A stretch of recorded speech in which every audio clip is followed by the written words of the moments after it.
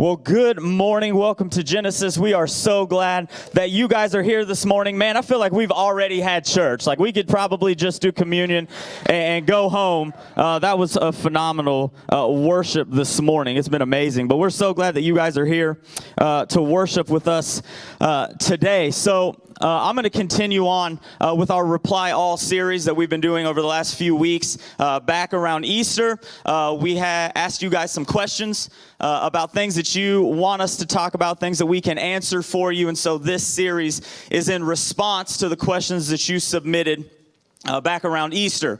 And so today, in our Reply All series, I'm going to be talking about how to survive life's bad moments, or what to do when life just isn't that good, because I think we can all agree that sometimes life just isn't that good. And so sometimes we just kind of have to figure out what we can do or how we can make it through that. And you know, in life, it always seems like it's always something, right? Like it's always something. If it's not one thing, it's something else. Something goes wrong on Saturday night. You've had a great week, but then of course something's going to break at midnight on Saturday night, right? And you got to get up early Sunday morning. It's something like that. So I heard of a story of a guy in Florida who was working on his motorcycle. And he had it outside, like in the backyard, and he had it up on a stand, and so he had some parts off, and he was working on it. I guess he wasn't really paying attention. He put the key in and then put his hand on the throttle for whatever reason. And next thing he knows, he drove his motorcycle through the sliding glass back door into his house. So his wife comes rushing in. There's glass everywhere. There's motorcycle parts everywhere. He's bleeding all over the place. So she calls the ambulance. The paramedics show up.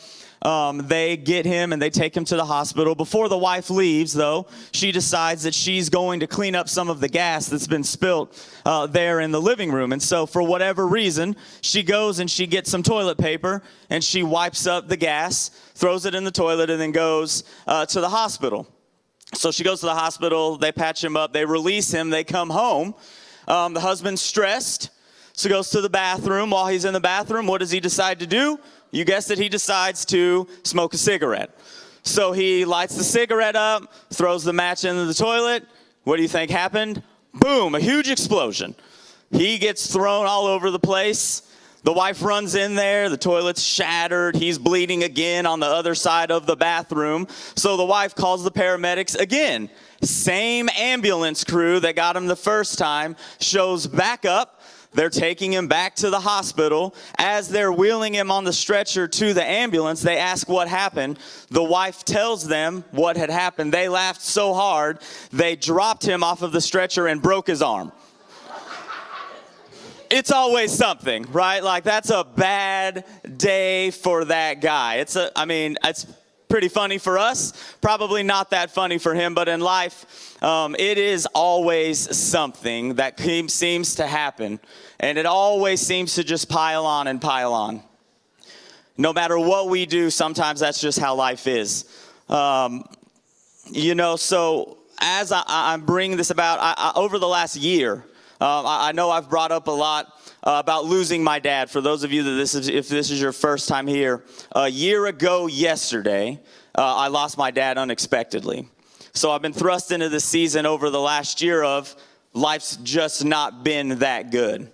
And then on top of the last year, the last month, 2 months has been even more stressful on top of it. So I just want to tell you a little bit of my story this morning, and kind of what I've learned and use what I've learned. So the 26th of September, a year ago, my wife and I left Oklahoma. It was after a Wednesday night youth service. We went on vacation to South Dakota with my cousin and his wife. And so we drove all night. It was like 17 hours up there, something like that. And so we got to the campsite in South Dakota about 1 o'clock on Thursday afternoon.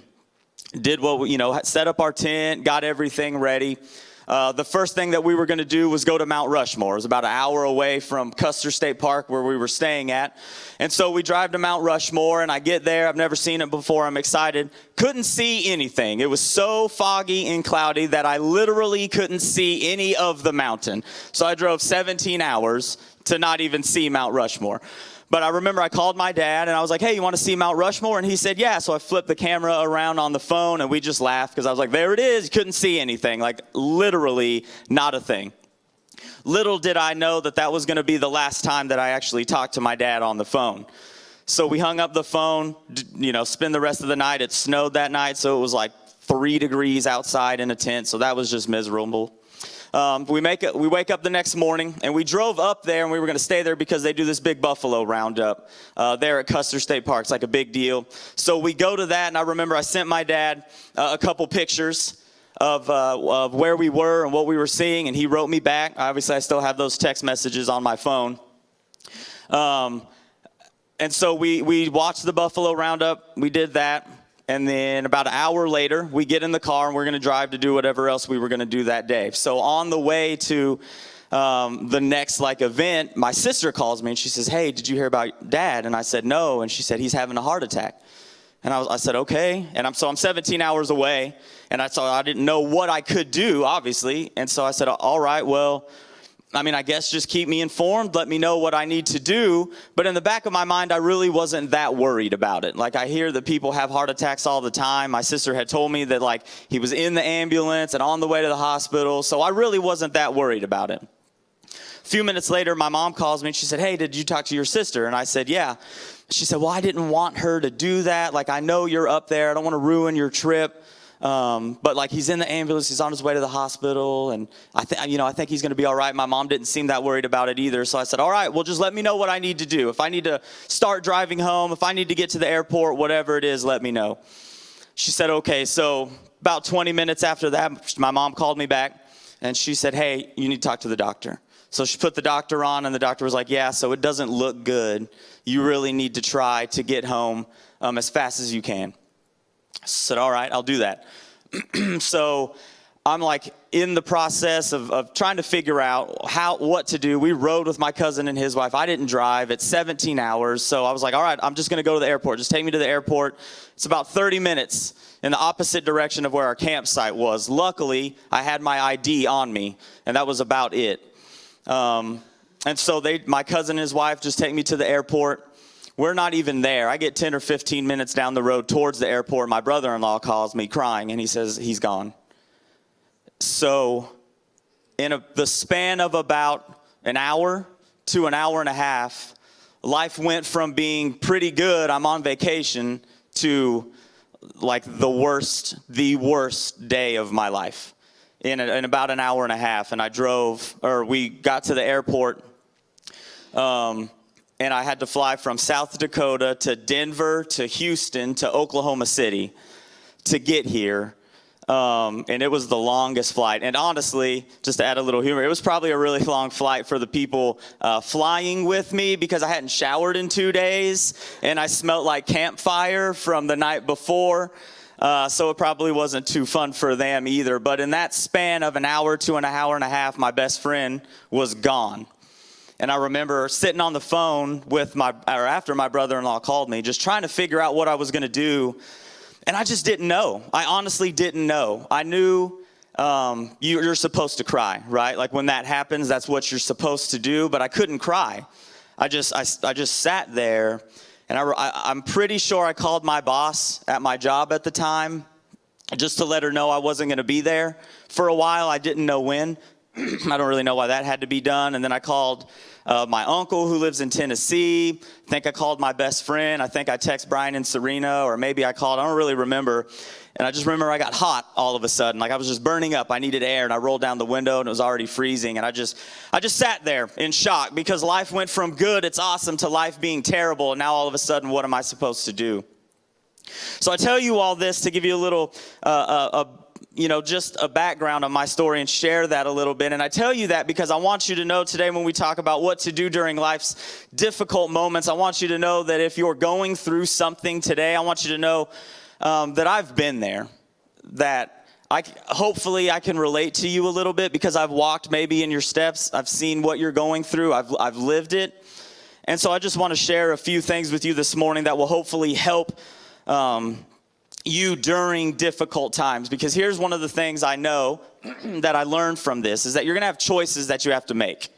There are choices that are going to have to be definite decisions. You're going to have to make these choices in your mind, because it's in times like these when things go bad, your emotions immediately get the best of you.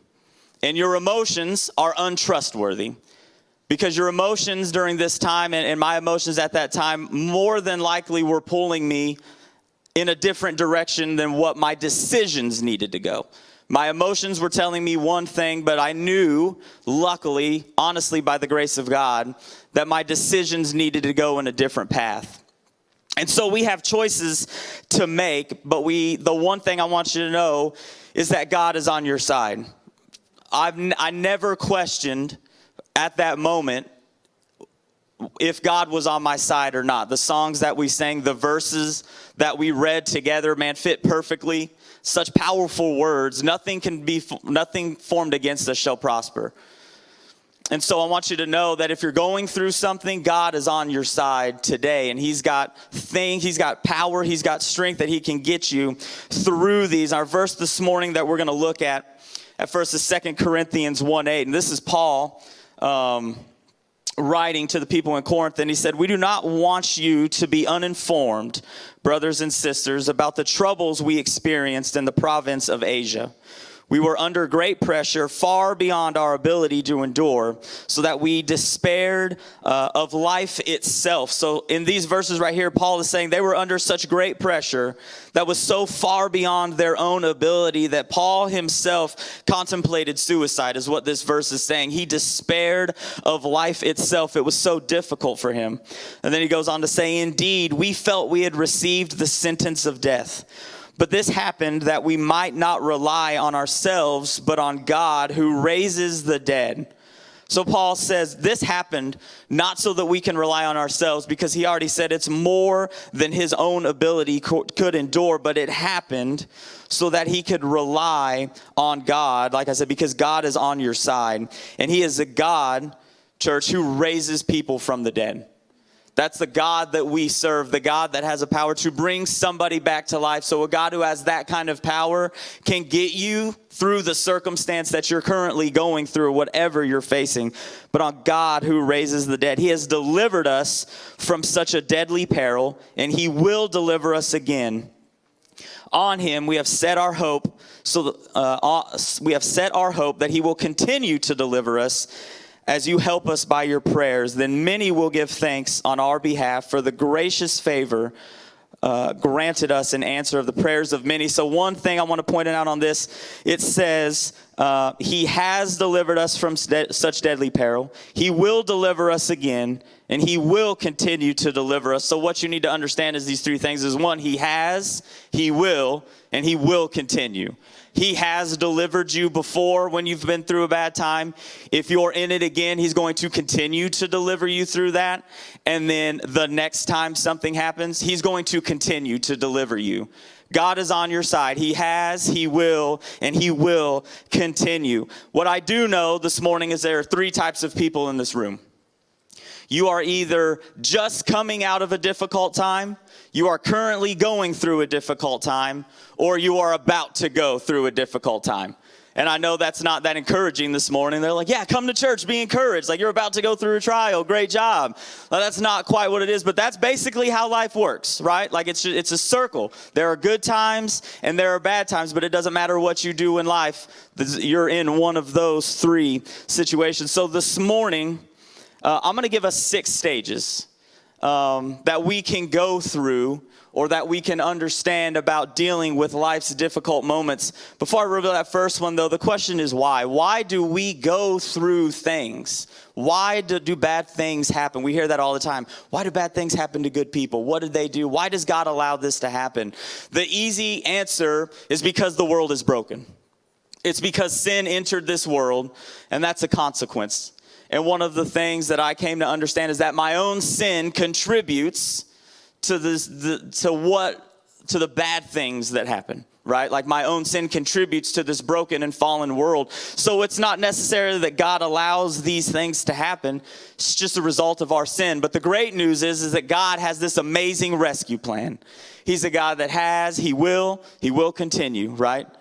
And God has this amazing rescue plan, and this rescue plan was sent in the form of his son, Jesus Christ, who obviously died on the cross. He's a God who raises people from the dead. So God sent this amazing rescue plan, which is the first thing I want you to know. So these 6 stages this morning I want to talk about. The first one is shock. This should be in your notes. The first one this morning is shocked. I was shocked. Like I said, I didn't even know what to do, where to go, how to respond emotionally. I just didn't know. Like I knew people cried when this stuff happened, but I couldn't cry. I just sat there staring out the window. I'm pretty sure my wife, Sarah, was crying. I don't remember. I just remember I was hot. I was just staring out the window. I was just in shock. And while we're in shock, what I want you to know this morning is that God is never in shock. God isn't surprised by the things that happen. God isn't surprised the way that myself and my family was surprised a year ago yesterday. God knew what was happening. He knew what was going to happen, and God is never shocked. And I talked about our emotions going one way and our decisions need to go another. When things like this happen, it becomes disorienting. Have you ever been disoriented just in general? For you that are bad at directions, like all of a sudden you look up and you don't know where you are and you don't know how to get out of it.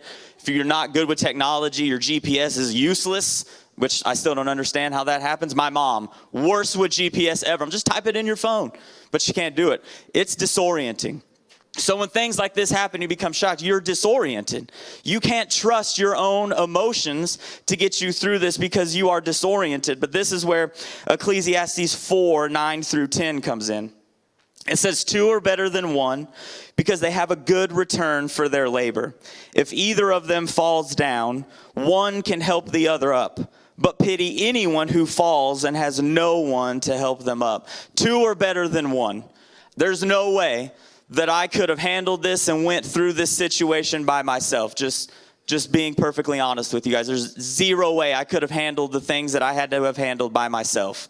I'm the oldest child. I have a younger sister, but I'm the man of the house now, right? So it's my responsibility to take care of my mom and get those things done. But there were so many things that I wasn't prepared for that I was going to have to start taking care of. Luckily, I work in the finance industry as my full-time job, so I was able to help my mom fill out some paperwork that I didn't know, or like I said, I was disoriented. I had people around me at the office who were more than willing to come to my house to help me do things. You church family were amazing. You provided meals for my mom for a couple weeks.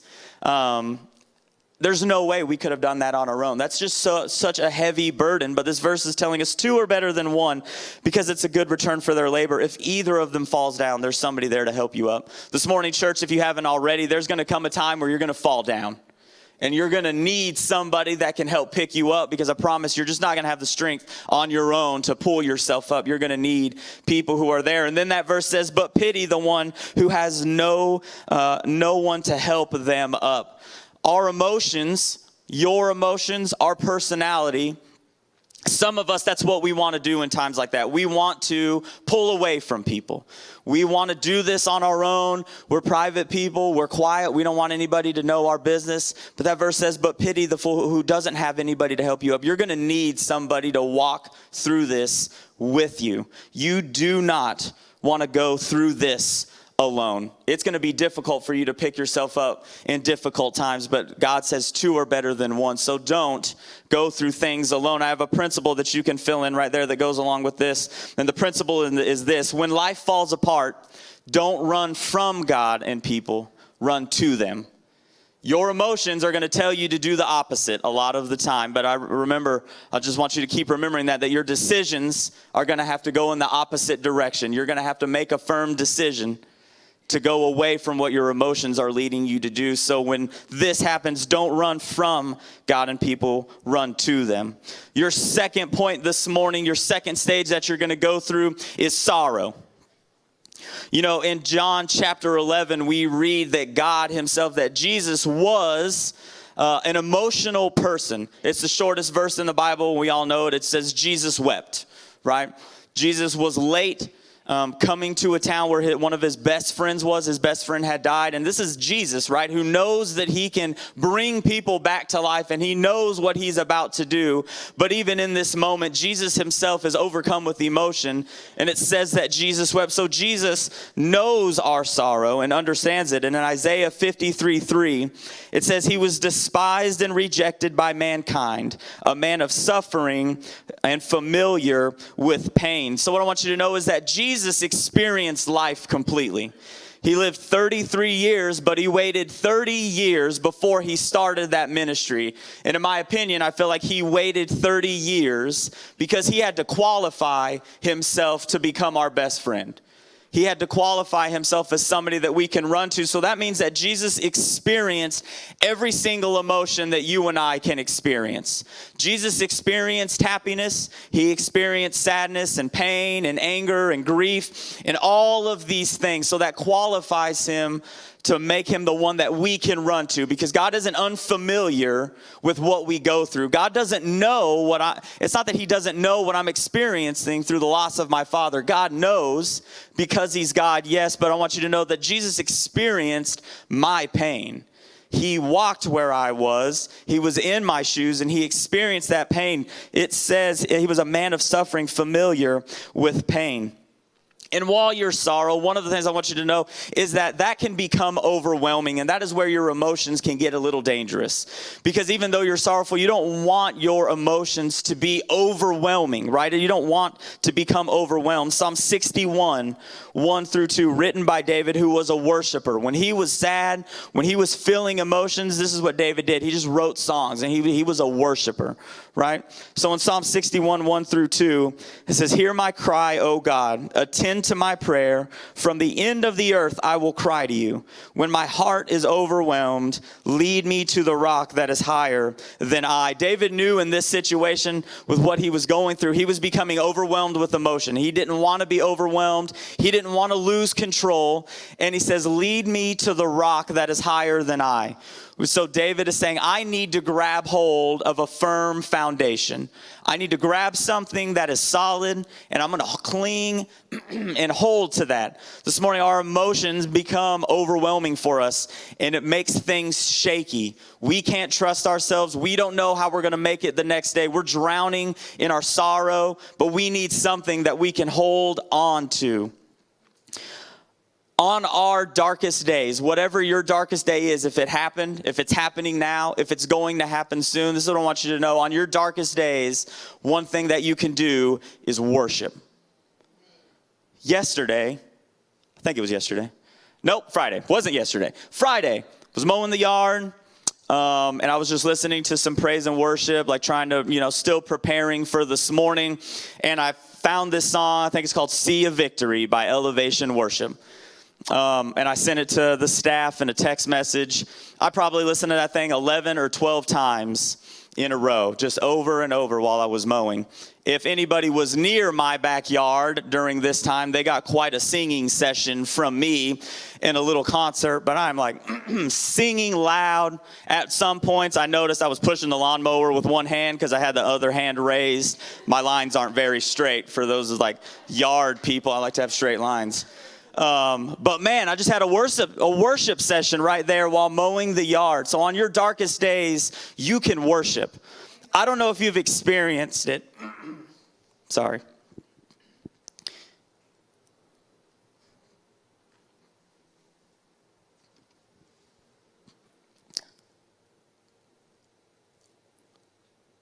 Worship can change things. Man, I preached this the other day with no emotion. I was like, I'm going to be good. So much for that. Worship changes things. On your darkest days, you can worship. The principle that you can write down is this, as I already said, is that worship changes everything. If you're angry, you can worship. It's going to fix your attitude. If you're sad, you can worship. It's not going to get rid of it completely, but man, it's going to change your attitude. Worship changes everything.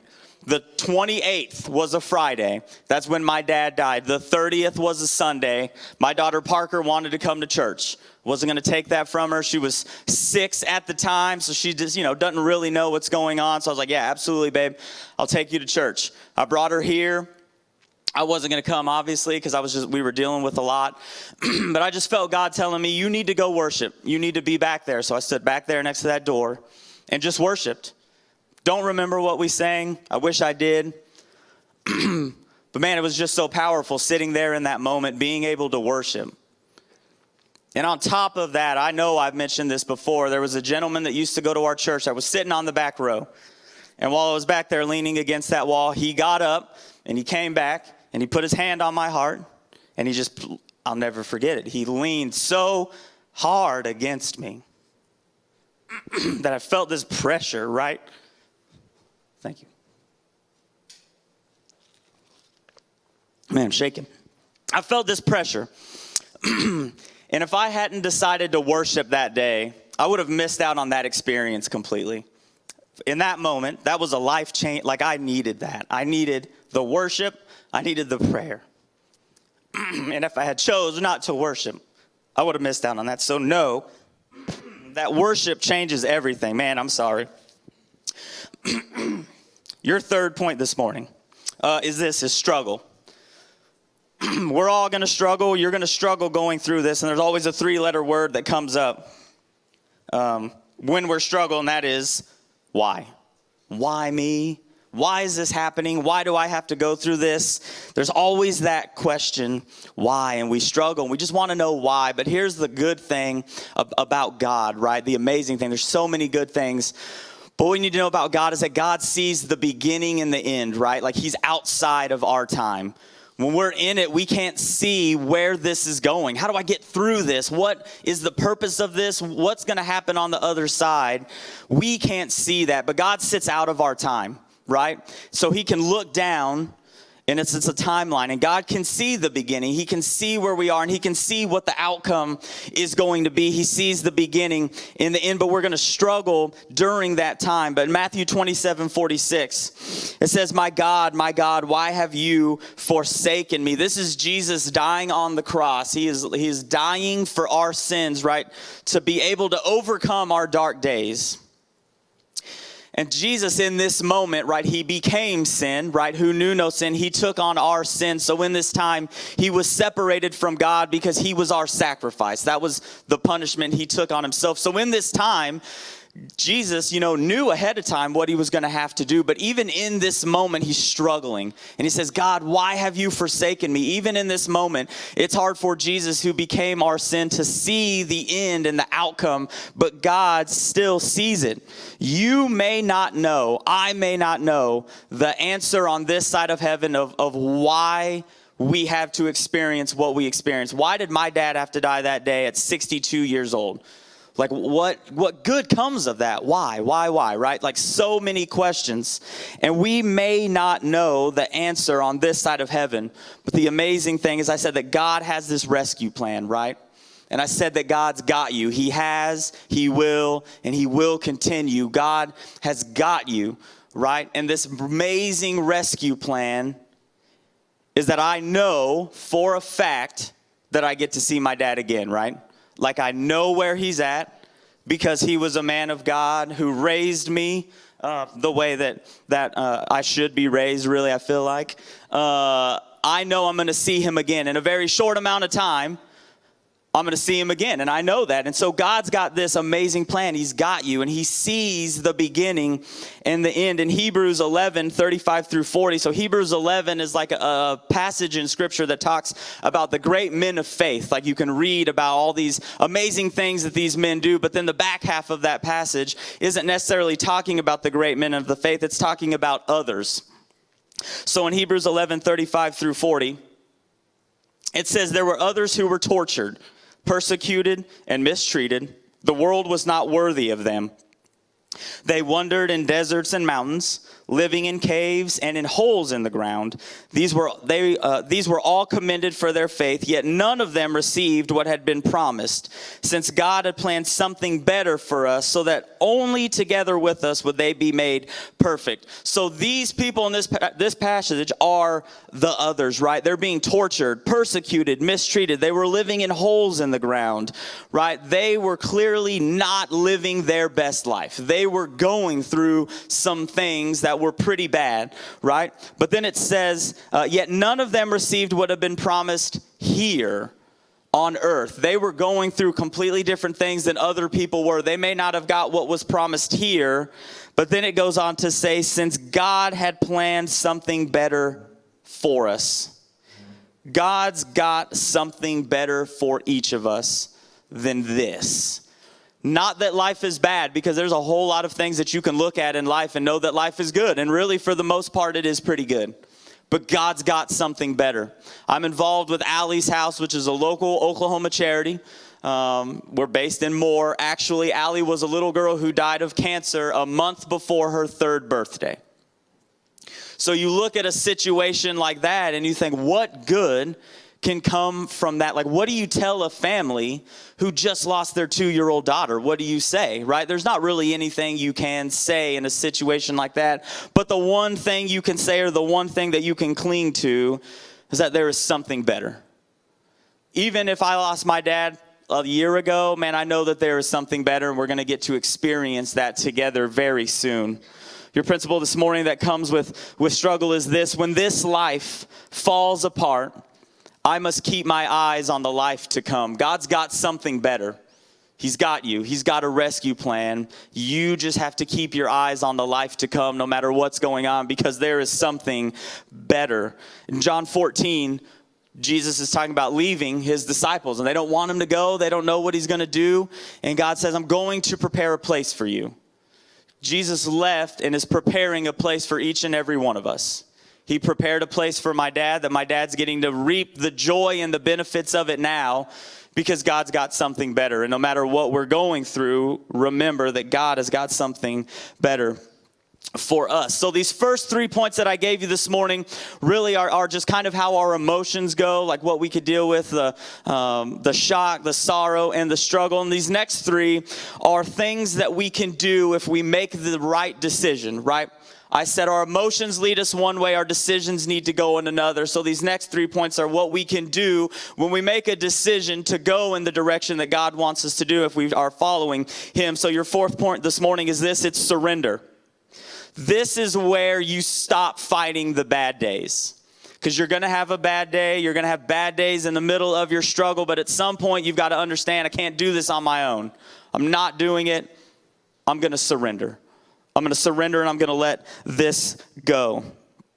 We need to stop dwelling on it. So many times we dwell on the bad things that are happening just because it's what we do. We're humans, right? So we just dwell on it. What could I have done different? What if the doctors did this? What if the ambulance got there quicker? Like, how would this have worked out different for me? We've got to stop dwelling on it. Studies have shown the more you dwell on things that happen to you, the more it leads to suicide, depression, and other mental illness. And in psychology, it's a study. It's called ruminating. And ruminating basically just means you're just chewing on something over and over. You're just thinking about it. Cows are ruminating animals. They just constantly chew. And if you didn't know this, they swallow and they spit it back up, swallow it again, spit it back up, swallow it again. It's amazing, right? Like, it's disgusting. It's terrible. But we do that. We're in this situation, or we're thinking about what we're going through, and we swallow it, but then for whatever reason, we bring it back up. And if you're like me, it almost always happens at night. So it keeps me up at night. Like, that's when my mind goes. So I swallow it and I think I'm over it, and then I bring it back up. But what you don't realize is every time, obviously, something comes back up, it tastes worse that time than it did originally. Stop dwelling on what we're going through. Proverbs 3, 5, and 6 says this: trust in the Lord with all your heart and lean not on your own understanding. In all your ways submit to him, and he will make your paths straight. Surrender comes from a 5-letter word, and that 5-letter word is trust. God is the only one that we can trust.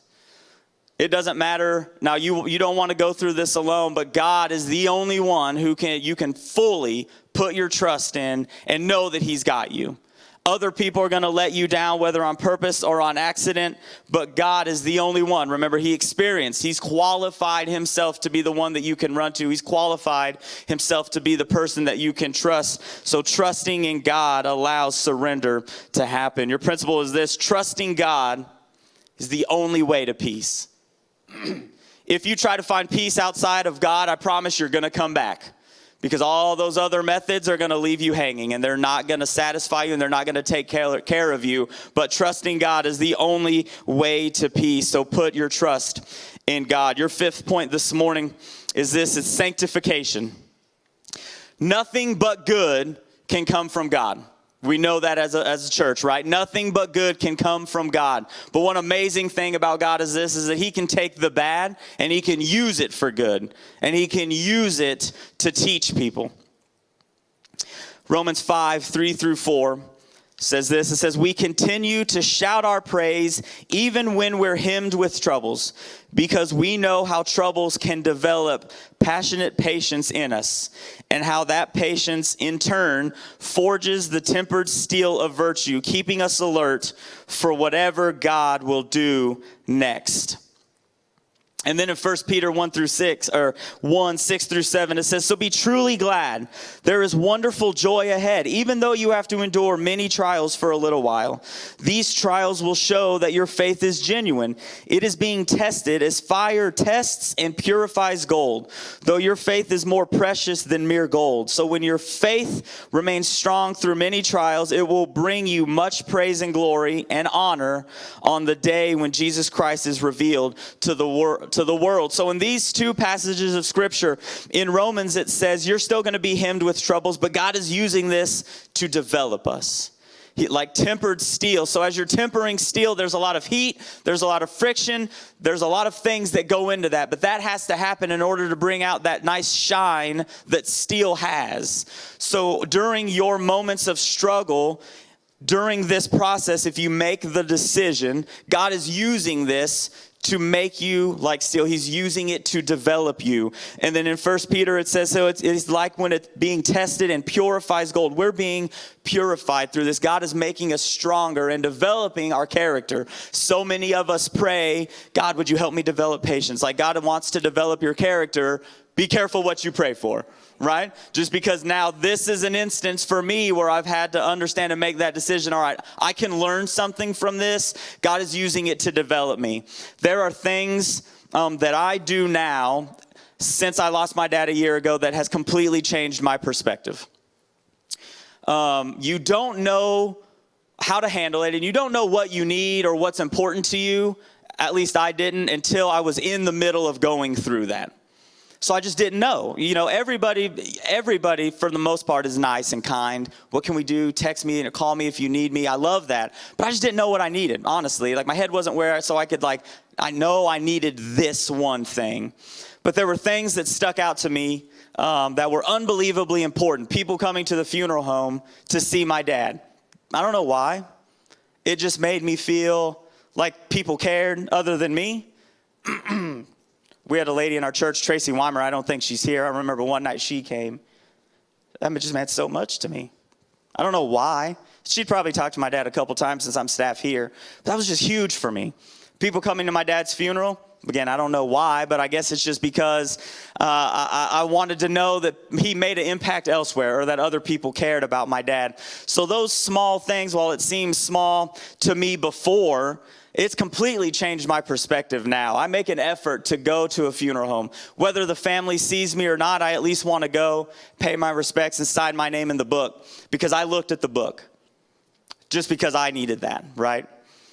And so things have changed my perspective. God has used this to develop my character so that hopefully I can use it to help other people because now I have this different perspective that I didn't have before. Your principle in sanctification is this: my pain is either a jail that imprisons me or a school that shapes me. You make that decision. You make that decision on whether or not what you're going through is either going to imprison you and you're going to turn it into a jail where it's just got you on lock and you can't go anywhere, you can't do anything. You make that decision, but you can also use it as a school and a stepping stone to help develop your character and to help you use it for other people. And that jumps into my sixth point this morning. And your sixth stage is this: it's service. If you made that decision to let God use it as a school to develop you, well, that means now your perception has changed like mine did, and you can use it to serve other people. God can take what you've been through and he can turn it into service. He can take the mess that you're in and he can turn it into a message. He can take the tests that you're going through and he can turn it into a testimony. God does these amazing things out of every situation. Nothing but good comes from God, but he can use bad and turn it into good, right? Nothing but good can come from God, but he can use what we are going through to turn it into service. 2 Corinthians 1. So we're in 2 Corinthians 1, verse 8 before, and now we're in 2 Corinthians 1, verse 3 through 7. It says, "Praise be to God and Father of our Lord Jesus Christ, the Father of compassion and the God of all comfort, who comforts us in all our troubles, so that we can comfort those in any trouble with the comfort we ourselves receive from God. For just as we share abundantly in the sufferings of Christ, so also our comfort abounds through Christ. If we are distressed, it is for your comfort and salvation." So he's saying if we're distressed, if what we're going through, it's not necessarily for our comfort because we know that we're uncomfortable. But he says it's for your comfort. Meaning what I'm going through right now is for the comfort of other people around me who are going to go through things, because now I have a different perspective. Now I can bring things to people that I know that they need, even if they can't voice it because I've lived it, right? It's for the comfort of other people, which produces patience, endurance of the same sufferings we suffer. And our hope for you is firm, because we know that just as you share in our suffering, so also you share in our comfort. Your principle for service is this: there is purpose in my pain. There is a purpose this morning that happens in our pain. And it really just depends on the decisions that you have to make. You've got to make a firm decision from the beginning how you're going to handle this. It's so easy for our emotions to pull us in one direction, but our emotions are unstable. For those of you that have teenagers, you know that for a fact. Our emotions are unstable. One day we're on top of the world, and the next day it's the worst day ever. You don't want to make decisions when it's the worst day ever, because your emotions are going to change. But you've got to make a decision to handle it the way that God wants to and use the tools that God have gave you. There are choices that you are going to have to make. You're going to have to choose to run to God and others. You're going to have to choose to worship. You're going to choose to focus on eternity. You're going to choose to trust God. You're going to choose to learn from your problems. And you're going to choose to use your pain to help others. It's not easy. God never promised it's going to be easy. But God's got you. He has. He will continue. But you've got to make these decisions ahead of time. This is how I'm going to handle it. I don't want to be around people, but I need people around me. I've got to choose to run to God and other people. You've got to worship. Just worship. Man, it changes everything. It's changed it for me multiple times. You've got to worship. You can make these decisions that doesn't ease the pain, but man, God is there to take it from you. There's so much that you can learn from it that you can use to bless other people. I mean, honestly, before this happened, I've told you my perspective changed, and it changed in ways that I never thought it would change. And by the grace of God, because I didn't know how I was going to handle it, I leaned on God more than ever before. That's just the route that I chose to go, because the opposite is this: my dad is gone, I never get to see him again. I don't want to lean into that. It's not what I want. I know where my dad is, so I'm going to make these decisions to follow and trust God. And this should be your last blank this morning in your notes, is this: I can't control what happens to me, but with God's help, I can choose my response. This morning, you can choose your response. It's up to you how you handle this, how you choose to use this hurt and this pain and these dark seasons that you're going through. This is your decision. But I want you to know from experience, I told you my story so that hopefully I can relate to you a little bit if you're going through something. Going this route and trusting God is way better than trying to do things on your own. God's got you. He has. He will continue. Can you stand with me this morning? Here in just a few minutes, we're going to come to the table together as a family. While we sing for a minute, there's just something I want you to remember. You know, I said that God qualified himself to be someone that can be your best friend, somebody that you can run to, which means God experienced all the hurt, the pain, the sadness, the struggle that you're going through, or that you've been through, or that you're going to go through. God has already qualified himself and done it.